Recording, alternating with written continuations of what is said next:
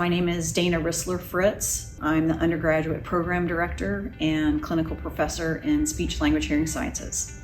Lots of SLPs, speech language pathologists, work in the public schools.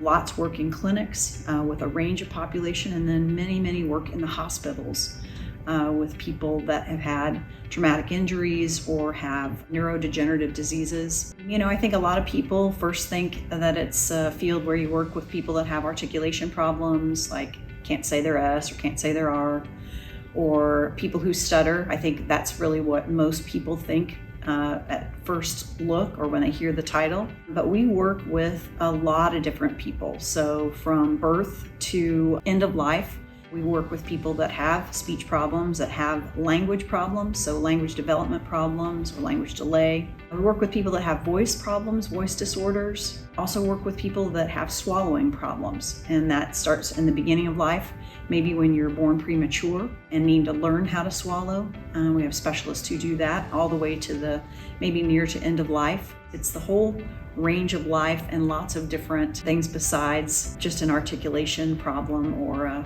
somebody who stutters. Students who are working towards their bachelor's degree have the opportunity to shadow in many different places. The public schools are open to students going to be observers in the classroom setting. MU Health is really very open to having students come observe in their setting as well. The MU Robert G. Combs Language Preschool is a place that they can work as a senior. I run the Accent Expansion Program. That's another place that you can work as a senior and get practical hours working in the area of speech and intonation. And then there are other places in town that welcome students to get some experience, because this is an area of great need. There's a job waiting for you. This is a socially interactive field. It's a talking field. I feel like the students who really hit the ground running have taken advantage of involving themselves socially with a lot of different age groups and with a lot of different people.